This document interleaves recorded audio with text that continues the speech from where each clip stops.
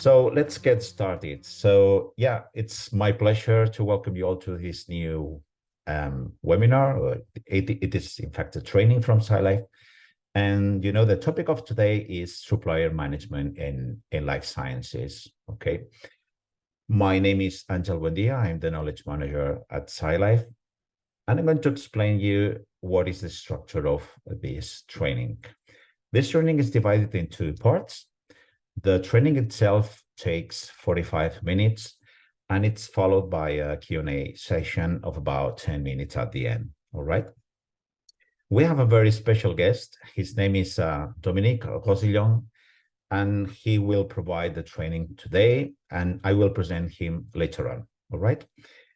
In his training, Dominiek will cover everything you need to know about supplier management in life sciences. You know that in life sciences, outsourcing is a very common practice. Well, it is a very important practice here. Okay, it allows companies to focus on their, let's say, core activities while they try to reduce the costs, and they need to access the expertise of third parties, right? The outsourcing also allows some organizations to quickly scale up their operations and to have access to the latest technologies. And this process ensures that suppliers are also, let's say, held accountable for the performance. And also it ensures that they are really complying with all the laws and the regulations. Okay. And yeah, finally, it also provides an effective tool for companies to monitor their performance and to ensure the customer satisfaction, right? So considering the complexity of this process, this training is going to uncover how various components of quality management system harmonize to ensure compliance, okay? So at the end of the training, we're going to have the Q&A session where you can ask anything you'd like to know about Dominiek's presentation. So feel free to pose your questions as we go through this training. You can use the Q&A button as commented before, and we'll see all of them together if it's possible. Dominiek is going to answer as many questions as he can. But no worries if we don't have time to cover all of them. So we are going to create a comprehensive PDF document that it will have all the questions and answers and all the information, some highlights about this training and any additional information we want to share with you. Okay. So please, allow me to introduce Dominiek. Dominiek is the head of quality assurance at QBD. And by training, Dominiek is a biochemical engineer. He's been in QA for 15 years in the life science industry, and he has worked in several roles, both in pharma and in medical devices. Okay. Hello, Dominiek. Good morning. Yeah, thank you very much for being here and for the time taken to prepare this training. So please go ahead with your training. All right, brilliant, Angel. Thank you very much for the nice and kind introduction and also the opportunity of being here. More than delighted to focus the coming, let's say, better part of an hour on supplier management in the life sciences. Without further ado, let's jump in.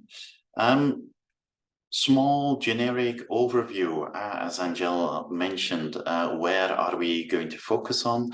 When we talk about supplier management, that's actually a very broad concept. The structure that I will present here today with you is to get a better view of what it truly is, what they are looking for, doing an evaluation or a deep dive together with you into what are now then actually the processes of the quality management system that are involved. They will no doubt be many, and it will not be everything already listed, but just to give you a taste about it. I think one of the things that everybody is being challenged with is that they have a beautiful phrasing in regulation that states, yeah, you need to tackle this in a risk-based fashion. So once we saw the background, the quality management system, let's take a short look into what are regulations stating, and then likely and definitely my favorite part, that is really practical considerations. How can you translate this into practice? What does this mean? I prepared a few examples for you, some flows, some key attention points that are also there for discussion topics that I then happily dive into you or together with you into the Q&A session. So without further ado, let's dive in and let's jump in. There we go. With a visual, with a magnifying glass, I wanted to put the focus on, when we look at the background of supplier management, what is actually the goal that we try to establish here? We are active in the pharmaceutical industry and in the medical technologies industry, but truly it is something that is applicable throughout. What are we aiming for with supplier management to bring under control? And I think some things already pop to mind and come to mind. It's about the quality, it's about reliability, and it is about remaining in compliance, and not only of products, but also of potential services that you're outsourcing to external suppliers. And when we look a little bit deeper into what is at play here, I think the obvious things that come to mind are quality assurance. You need to make sure that your suppliers are adhering to the same level of stringent quality control measures that you are applying, that they are applying the correct manufacturing practices, and that it's also about regulatory requirements. There is a big part on risk mitigation. It is about identifying, assessing, mitigating the risk associated with the supply chain. And this goes broader than just purely the quality part. Quality, of course, is important, but it's also about the availability, about the safety of materials, so that you can make sure that they remain active on the market. You have compliance and regulations. You need to adhere to laws. You need to make sure that your supplier adheres to those laws. I think that it's pretty straightforward. About resilience, it's making sure that your supply chain is going to be impact-free, or as much as possible, of potential disruptions, shortages, unforeseen events, that you can keep on delivering the critical healthcare products you're producing onto the market. I think any business driver will, of course, say that cost and efficiency is something at play as well. You want to optimize and you want to improve efficiency. That's also something you look at your suppliers, and at not doing everything at the same time or all within your company. The last two topics that I want to bring forward in this stage about the background is two other aspects that are important as well, are relationship building, are continuous improvement. To be effective in putting your products on the market and relying on suppliers, you need to have effective communication. You need to have trust established. There needs to be a collaboration for innovation and to create mutual success. There are some mechanisms in play there. It's about feedback cycles, it's about performance reviews, it's about making sure that quality and efficiency go hand in hand. That's what I wanted to use as a sketch of the goal of the background, that you need to stay in control, and there are lots of things playing. Now, taking a bit of a deeper look and into what a typical simplified supply chain is looking like. Typically, you are in the orange box. You have a manufacturing facility, maybe even you have a part of a distribution that can be outsourced as well. And your goal truly here is that you're making your product for an end patient, somebody with specific needs and maybe even with an immune system that is challenged. So the product that you are delivering needs to be up to standard, up to target each and every time that you're going to produce it. Now, logically, your patient will not have direct access to your product. What is going to happen one way or the other, it's going to end up in a marketplace, in a pharmacy, in a distribution channel where you can sell it. Or for the pharmaceutical products, typically you have a general practitioner, you have prescription, you have everything that is being treated that way to make sure that your patient get access to the product. Within that zone of influence and within that zone, the orange box on the screen, you have full capability, full knowledge, and full activity of knowing what's going on.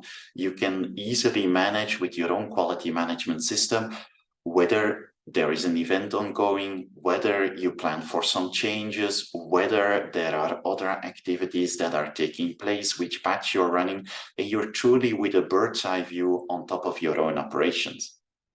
Now, Angel already mentioned, you can't do everything yourself. That is not the world we are living into. On the left-hand side, you can see a representation of 4 potential factories out there. This is just a simplified view, but there is some more complexity out there. There are many, many thousands, hundreds of thousands of potential suppliers out there that are distributed throughout the world, that are within your own country borders, that are within your own continent. Maybe they're outside of the companies. There are oceans dividing it. There is a hell of a lot to take into consideration about what you need to do, what you need to take into account to touch on all of those aspects we briefly mentioned before regarding supply chain resilience, the risk mitigation, the relationship building. All those things come into play. In the orange box, you are responsible and you are accountable for everything that you do to bring your product to the market, to that end patient that you're trying to treat. There is a difference when you go into supplier management. When you are purchasing a service or when you're purchasing a good, your responsibility ends. The responsibility is typically something that somebody executes, somebody doing the task. That's not something that is going to be under your control. You don't have the day-to-day management thereof. There is, however, something else you will never be excused of, and that is the accountability. You will remain the end responsibility of any purchased product, of any outsourced service that you use to manufacture your product to get to the end user. And that is then the difference between accountability and responsibility. But in general, when you look at supply chain management, it's applicable for really anything that is out there. It's always the same philosophy. It's always the same process, whether that's pharma products, medical devices, in vitro diagnostics, cosmetics, or anything brought out there. You will have a challenge on responsibility and accountability out there. That was the intro and the concept of the supplier management. What is at play, what is at focus, and how is it distributed throughout the supply chain?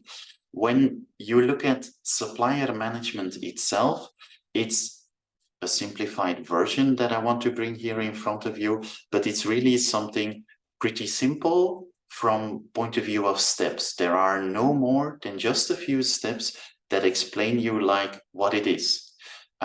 We already touched that. Remember the 4 little factories at the beginning of the previous slide. There are lots of potential candidates out there. You need to have a way of identifying them, of whom is out there and what could be their potential benefit for working together with you. Then you go into a critical set, that is, and I'm going to combine the two, the selection and the qualification of such a supplier. Is it befitting for all of the challenges that are set forth for me? Are they applying to the correct regulations? Do they have the necessary quality management procedures in place? Do they follow the same philosophy? Is there a short supply chain? Is there other things that come into play? And finally, you need to have a way of qualifying them, making sure that what they said is also something that they're actually doing. Now, government, agencies, competent authorities, whomever is going to assure or going to say like, hey, you can put your product onto the market with a registration file, a technical document, something like that. They don't want you to do this operation just once. They want to make sure when you are producing for the next coming multiple years that it's not a one-time snapshot, that you do periodic re-evaluation, that everything that was applicable and making them an eligible candidate is also still reigning true for everything that is coming forward. And they want you to effectuate a periodic re-evaluation, a scoring kind of thing that we will touch on in the practical examples part. Now, I hope that you can agree with me. It's not complex. There are just a few activities taking place. But when we look at the quality management system as a whole, you can see a few of the topics already listed in here, but lots of the different aspects of a quality management system come into play when you talk about supplier management. I'm not going to say that everything is listed here. I just put for me the critical ones here. Happy to listen to you how you can see even more processes involved here. I think document management is an obvious one. You need to have clear defined procedures. How are you going to tackle this? How are you going to score your certain suppliers? How are you going to do the selection and those kind of things? You need to have your people trained, not only at your end, remember that orange box with your sphere of influence, but also the people trained at the supplier. How are they going to react? How are you going to communicate? When do you communicate? How do you set this forth? But there is also, and the difficulty and the complexity increases when operations are outsourced, you need to have a way of taking a peek into your supplier's processes. Some things will happen on your factory, your shop floor, that will trigger an event. You do your typical root cause assessment, and at a certain moment, you will identify that there is potentially something wrong with their operation, not tied to the distribution, not tied to what you're doing, but really to what they are doing. And then you need to have a way in, the trust, the communication in making sure that things are happening and things are changing. When you have events, you also have mitigating actions. That means that you need to have a sufficient and efficient CAPA management follow-up from your end, but also making sure that it's translated through in their quality management system. You need to have effectiveness checks. You need to make sure that whatever is happening in their manufacturing system, that is not going to occur again, and that you will never encounter this situation again when you put their product on the shop floor or you use that product. There's also maybe the most critical one, in my opinion, is the change management procedure. We're all in life science. We're all bound by technical documentation, by submission files. When we take, I think, the most brutal of timelines and we look at the pharmaceutical industry, sometimes for variations, for changes, you need to have supportive information and supportive documentation being present, but the impact can be significant. Sometimes you need to do the testing 1 to 2 years up front, and then you need to have an entirety of a cycle of 2 years of getting and driving that submission there.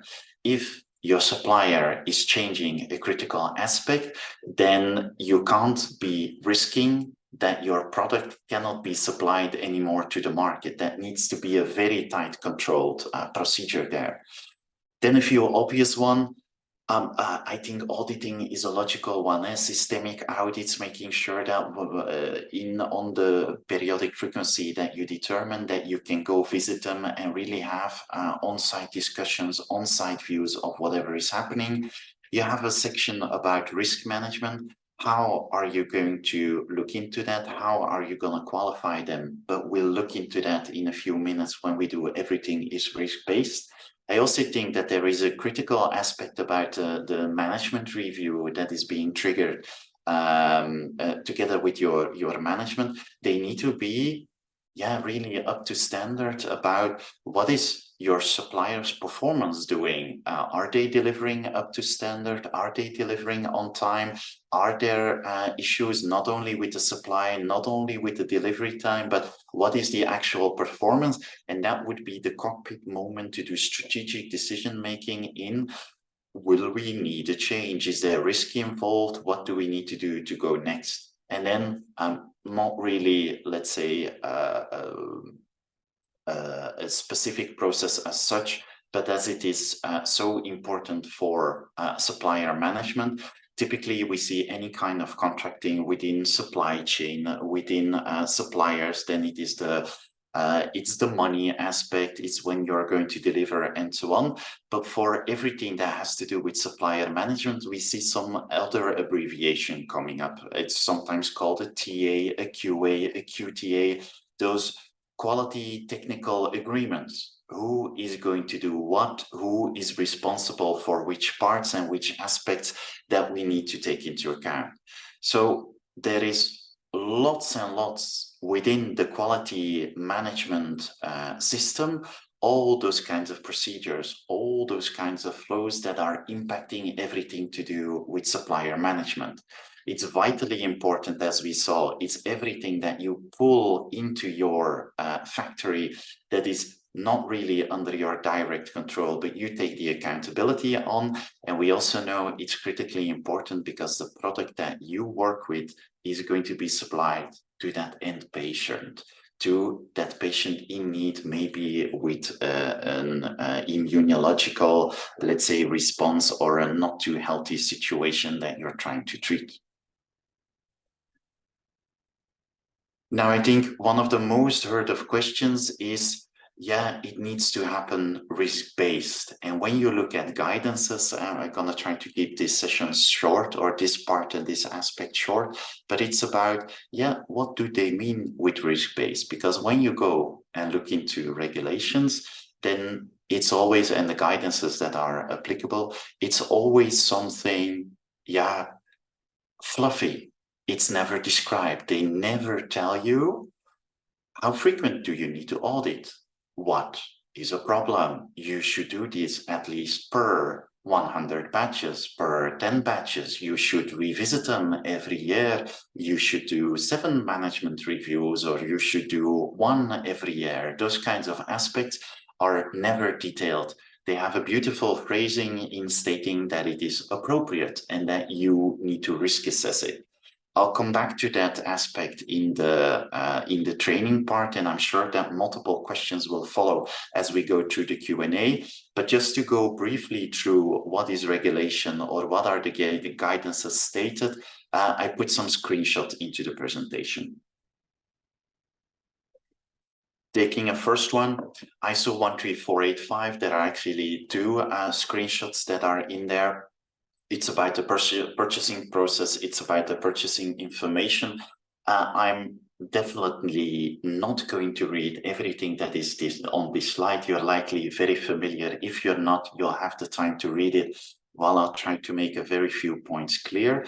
But I think that one of the vital aspects that you can see on here is a purchase product. It needs to confirm. It needs to be according to a specified purchasing information. Okay, that's an obvious one. You get 4 bullets. But I think that one of the nice things that is in here is it doesn't state explicitly in the first bullet that it needs to meet only the organization quality requirement. That is going to be in bullet number 3. But the first thing is truly about the organization requirement. It's not only the quality part.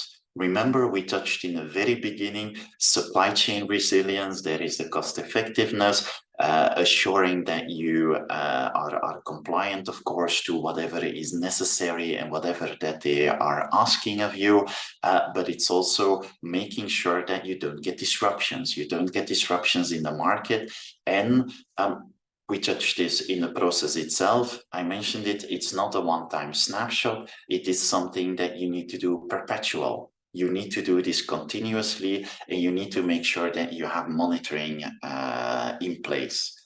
I think you had the time to read through it, and then the subsection D, that's one of the beautiful ones. We'll see that in the next ones as well. Everything needs to be proportionate to the risk associated with a medical device. The beautiful sentence explaining that the competent authorities will not take ownership on how frequent that you need to do that. So you need to have one way or the other of convincing them. But I'm getting ahead of myself. I'm going in there in a minute with everything that we need to see in the risk-based access, the practical part. Just as a snapshot, secondary thing, it's not free for all. Of course, you need to have certain things like pre-approved, that you need to have acceptance criteria, product specifications, some things about the quality management system need to be in place. Already mentioned it, there are critical engagement, your quality management system with your supplier quality management system, and to get things ongoing. Now, ISO 13485, as mentioned in the beginning, that's not the only one. You can see once you're hitting the GMPs, this is the European aspect. I limited in this case to the starting materials. You have much more detail. Here they are asking more of the same things within the focus of putting other aspects like labeling, like those things into play. You can see it's again about supply chain. It's again about associated risks involved, documented aspects to have certain things being described, that everything is touched upon. In GMP, you then have something specific. You have active substances, those are in Europe the APIs, in America the drug substances, where you even have more of the requirements in there. Not going through there, the bottom of the slides, you can see that they are talking about audits.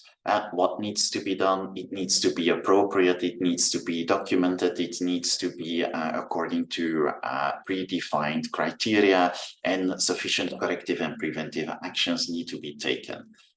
They explain more about what they want, but it's in general, it's the same thing, but focusing on some additional topics out there. Now, we don't only have Europe, also brought in part of the FDA. I hope that you can agree with me here. They have other flavors. Here they bring in the contractors, the consultant, and those kind of things. But you read more of the same aspects. It's about the evaluation, it's about the documentation, it's about maintaining records, it's about redoing it, it's about pre-established acceptance criteria, and so on, and that you have everything written down. So none of them mention you need to do this one time. You need to do this 2 times. There is no golden standards like typically something you see in validation, process validation. There you had the adage 3 times and then the process is validated. None of this in here. It is appropriate depending on what classification, for instance, is your medical device. Is it a class 1? Is it the 1S, a 1M, a 2A, and all those kind of things? Will it be an oral solid drug, or will it be something injected directly into the veins? That makes it difficult that they don't give you guidance. On the other hand, it does mean that you can modify and you can update according to what you're needing. Now, this was the part and the aspect about what is regulation, guidance, what are they telling you? They just say plain and simple, do this risk-based, but we've seen now What is the overall goal? We've seen a simplified supply chain. We know that the process, in fact, is not that difficult. It's about identifying, selecting, qualifying. We know that there is a lot of procedures and processes in place, and that actually government and regulation let you be fairly free into how you fill it in, but they will come and they will look at your processes and they will tell you what it's about. So without further ado, I'll take you into a few things that we tried to apply in the past about medical devices companies, about pharma. It's examples. I'm not gonna state if you copy this one, then you're gonna be free for all, everything is right, but just to get the creative juices flowing. The first one, allowing you a minute to look into the flow. It's about the selection process. Again, not going to state that everything is on here, but just to give you a kind of a visual and a kind of a representation, like if it is all in words, I think it's always more difficult to comprehend. If you can map it out into a flow that is explainable and that is visible and viewable by everyone, then it will be way more easy to explain to your competent authority, your agency that you need to defend, how you can go forward. All of those diamond shapes thingies that are in here, that are questions. You can try to say like, if it is a lower classification, if somebody else is doing it, we're going to take a different approach. I think one of the most critical ones, and something to take into consideration, anything that is not directly related to your production process, try to kick it out as quickly as possible. Those pens, those papers, those tables, everything that is not viable for your process, kick it out. Maybe don't put them directly into the approved supplier category. Maybe just kick them out and say those are managed by a sales process where still contract negotiations have to happen, price negotiations and those kind of things. But if it is not something that you're gonna purchase one time, it's not something that is not going to be commercial part of your product, then you need to have a selection of suppliers. Either you go, if you're a larger organization, just to get the juices flowing. If you're a larger organization, maybe you have affiliates, maybe you have other parties involved. Maybe there is somebody already approving them. You can leverage from that. Is there an affiliate supplier already being presenting, well, auditing aside, already knowing that everything is available? Then please, let's simplify it, take a bit of a risk-based approach. Yep, let's verify a status. Let's make sure, and this is a simplified version, that you have all of the documents available. Then put them onto your approved supplier list. If that's not going to be the case and you need to do all of the, let's say, selection itself, there is a logical part about doing a questionnaire and making sure that they can tick the boxes. You send them to a few customers out there to make sure that they answer, and you can do a selection. Will it be fitting? There, it's critical to have, let's say, minimum requirements. For the purpose you are selecting your candidate, will that be sufficient? Do we really need them to have, let's say, an ISO 13485 certification? Do we, can we get along and can we get going with just an audit ourselves? Can we put something else in there? But I do think you need to have a preset set of things that you can say, like, hey, if this is going to be the case and they don't even have a quality management system, they don't have a certification, they don't, and so on, that you can say like, hey, it's not fitting. Let's just kick them out. We're not going to go back again. And then you need to have a reselection of suppliers. But if the minimum requirements have been met, the quality management system is in there, you can, remember, proportionate to the risk, you could identify, depending on where you're in, is it about medicines? Is it about medical devices? Yes, you could take separate actions like stating, okay, if that is going to be the case, I'm going to pre-audit them and I'm going to get a quality agreement in place. When both are successful, we put them onto the approved supplier list. However, if you have other aspects, or imagine you say here, for instance, I have medical devices, I have active implantable medical devices, I have class 2, I have class 1. Maybe you want to do different actions depending on what they need to supply. And you can state things like, are they externally certified by a non-competent competent authority, apologies, or a certification body? Imagine that they are, that you can say, okay, I'm just gonna set up a quality agreement, and depending, this is a risk you're taking, I'm not gonna pre-audit them because they're already audited by an external body, but I'm going to put them on the audit planning of next year. This is a risk. You need to make sure that you can explain why you put it on there and how you got back to that. The second thing is, if that's all not the case, then we also have the part about, can we and are we allowed, for instance, to audit them? It could be that you're encountering certain questions or certain suppliers out there that you have like, hey, no, you're not allowed to audit us. You are too small, the volume you're taking up. No, we don't allow you any access to the site. And if then none of this is applicable, then I think you can't take any other conclusion than your supplier is not going to be fit because you can't do whatever is necessary. If nothing is in place from already established QMS, then you need to have a quality agreement and you need to plan the audit and execute the one to get them into the approved supplier list. But you need to create your selection of the process in such a way that you can try to limit, let's say the heavy lifting is going to be in one part, one aspect, and you need to do the necessary things in there, but to have the audit and the quality agreement and the whole shebang for what is truly necessary. But if you can mitigate parts with a good rationale, with a good selection tool, and stating that you're not going to do all of that effort in there and you can bring them on board, that's going to be pretty helpful, and it's going to limit the amount of work that you need to do for supplier selection. Don't get me wrong, this is just to get the juices flowing.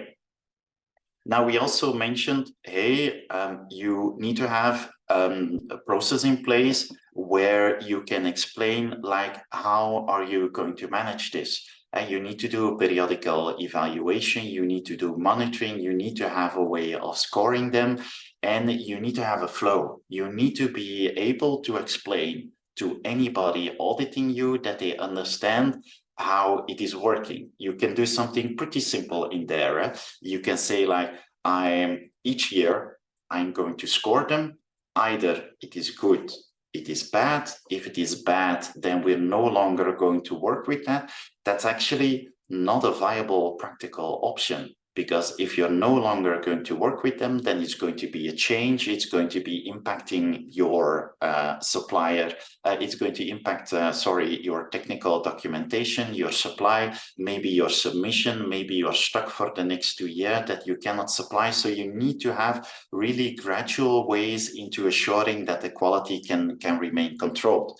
Now, you've all read through by the time that I mentioned this. An example, if it is an approved supplier, periodically you need to reevaluate them. If you can shift that to an affiliate and you can just verify, is the affiliate doing what they're needing to do, and you get a report. If it is a success, yes, then it becomes an approved supplier. No, then maybe you need to disqualify your supplier, or maybe have an intermediate step still in there. If nobody else is doing it for you, then there is a part about periodical monitoring. You need to find a way to score them. I have an example, just a few questions that you can do, a bit of scoring, a bit of numbers to make sure that you can look at it.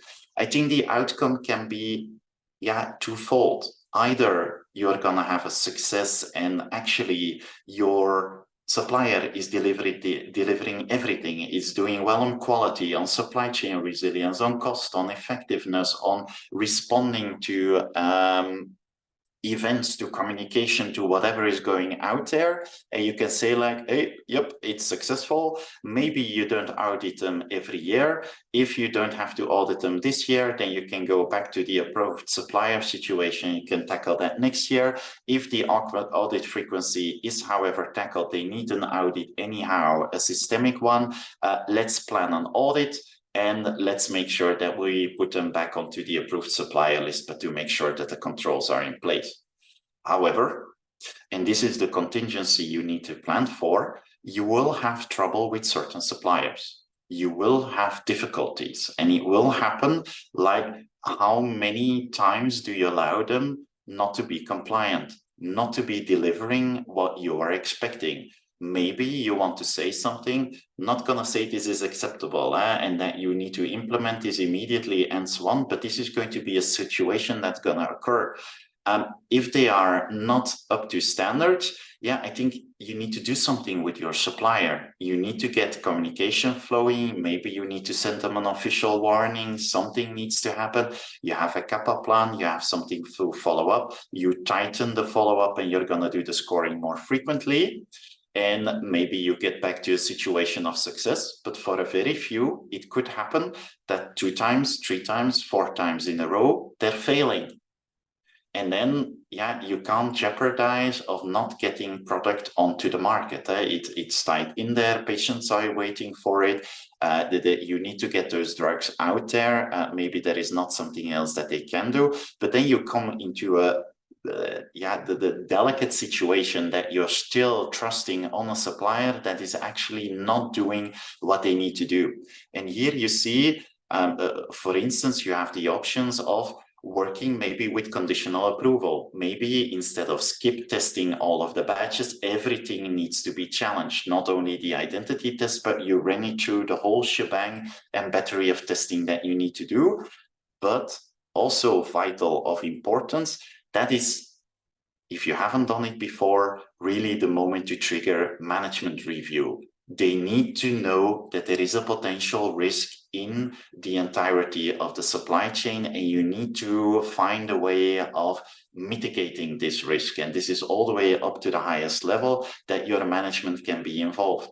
And it could be that you need to have a phase-out plan and that you say this is no longer acceptable, you're gonna terminate, you're gonna disqualify, or you find strategies into, okay, we're going to give it one last ditch try and we're going to do whatever is necessary. Each and individual batch that they are producing, we're going to send somebody over to witness and to do and so on.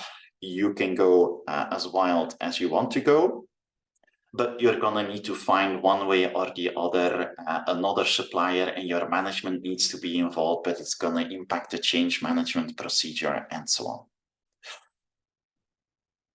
Without sticking too long on this aspect, you heard me mentioning on the flows in the beginning. I think visual, you will make this very clear on how this is working. This is more easy to explain. And I think it's also important to clearly identify whether you prefer to do that in a Raki table, whether you prefer that to do that one way or the other, is just to have an overview. Who is involved in this process and what are their responsibilities, their accountabilities, who has the end responsibility, and see what you can do. I could have put here definitely on there on the periodic evaluation that there is also part of the management review that they are also involved or responsible or maybe even accountable of making change happen and being the ones that need to take decisions. But I think if you can combine 3 things together, one visual flow, one simple and easy to read table, like who is responsible and accountable for what, and you can explain it in a few short sentences, not too long procedures down below, you will have a very clear process and something that is explainable and that you can tightly knit everything that is risk-based in there. Some other things that we tend to see, the questionnaires. Just to give you small examples, this can be lists of pages and pages, but I think the shortest ones that I've seen in my career are 3 pages. Then there are other ones that list 25 pages of all kinds of questions. typically, what does it look like? Make it a table, have a specific subchapter, do say like what is in there, and make it easy, accessible, clickable, simple questions, yes, no, and limit it please to the information only necessary. It does sometimes happen that maybe your counterpart is not responding. It could happen that they say, hey, we get a gazillion of those kinds of questionnaires. We don't want to fill them out. Then you need to have a strategy dealing with them. Sometimes they have a pre-filled out template available that they say, thank you for sending your form. We do not fill this in. Here, take this one and go forward. But it is a way of trying to get all of the information necessary up to the point that you need to have a decision made about, is this one of the best befitting candidates to supply us? Please also, as a recipient, do make it in such a way that it's easy. I've had multiple questionnaires, 25 pieces of paper having to be filled out with like filling and packaging and laboratory, and we didn't have a laboratory, we didn't have filling and packaging.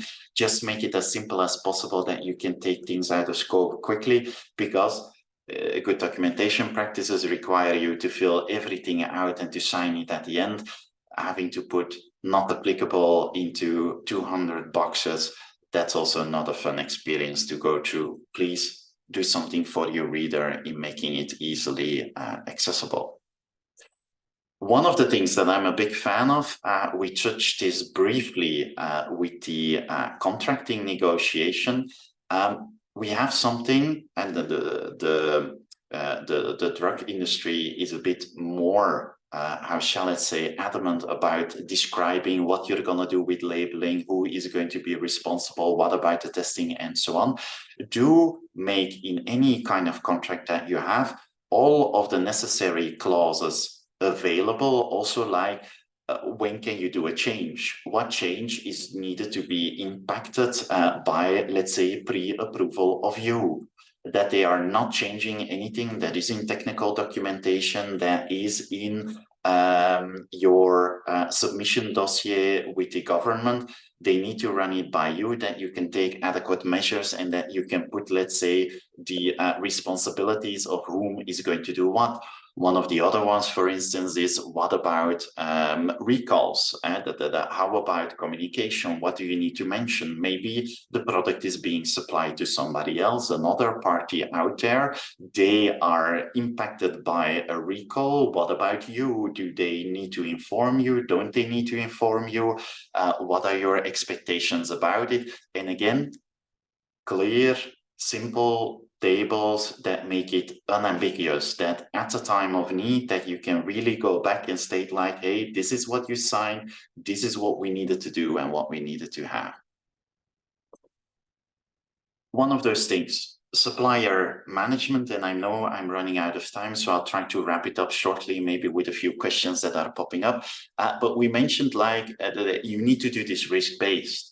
That also means that you need, at the supplier monitoring, the evaluation, like what are you going to do? You need to establish some ground rules, some base rules for you, what you find important. Maybe you don't mind that your deliveries are overdue. You have sufficient stock, or you mitigate it, or there are 4 different suppliers that you say like, hey, that's actually not a problem. Maybe it's a critical part of your supply chain, and then you say like, hey, you need to get a lot of points to score on this one. The same you can do with the quality of the deliveries. How many complaints are being generated by the supplier? Are there issues? Are there out of specification, trends, those kind of things? What are they doing with your communication? Are they communicating swiftly? Are they following up thoroughly? Is it within the month's time that you're expecting it to be? Is it within the time frame that you need it to be? When they do a root cause analysis, are you then always having to revisit everything? Then challenge them that they never go to the real root cause. And the creative one that I wanted to put forward here is with the scoring is you can alter your scoring. You can tally them, you can put them into supply, you can put them on quality, you can have them a minimum level, you can put them on conditionally approved depending on the outcome and see what you can do there. I mentioned a lot. We saw a lot. There is lots of things and lots of creative things you can do with it. I think keep it simple, have an overview flow, having it focused on what you need to do. And please put the risk-based aspect not only on the, let's say, the quality part, but also on the supply chain, the resilience, the deliveries, what they are doing. The end goal is to serve the patient. It should always come to the benefits of the business. And the better you can put it into contracting, the overview, the table, the clearer it will be for whatever is going to come and whatever challenge it is pivotal to have everything available in clear roles and responsibilities within your own companies, but also at the supplier. And I hope that I was able to clarify. I think management review, your management, the bigger picture, the strategy, the plans of the next years to come, they need to be aware what's happening in the supply chain and that issues are rising. I'll wrap up with that and I'll give the word to Angel for some potential Q&A. All right, Dominic, thank you very much for sharing, your expertise and also shedding light to the supplier management process, right? Thank you for taking the time to prepare this training and also for explaining those flow charts with great detail. And I hope that all the audience found this information also useful. All right, so as we conclude this session, we will move to the Q&A session, right? So this is now your opportunity to engage directly with Dominique and ask any questions you may have. We have already received some of them, right? So let's start, Dominique, by the first one with Rowena. Rowena asks, as a supplier, can you or are you allowed to modify, to delete, or to add details in your declaration of conformity under the medical device regulation? The question as a supplier. So as a supplier. So do you need to notify the notified body for any changes in your declaration of conformity? Well, that's already a nice question, I think, that she poses there. And so typically when we look at the declaration of conformity, if it is a high class, then it's going to be, it's not going to be a declaration of conformity that you issue yourself. So it's going to be the class 1 aspect. I think the obvious question there is to do with risk-based. It depends on what you're actually changing and what you want to modify. I think one of the adages that we also always see in the life cycle in life sciences industry is that once you put something forward and you put something onto paper and onto commitment, then it is very difficult to retract and retrace and restep that one to have it more limited and so on.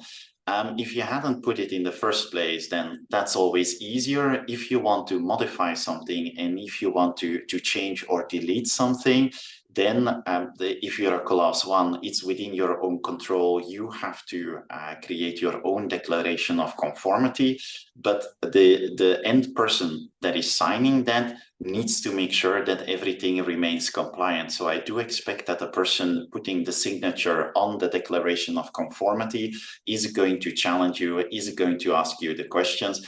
And I can imagine that potentially there will be questions popping up about why did this change? How did this come about?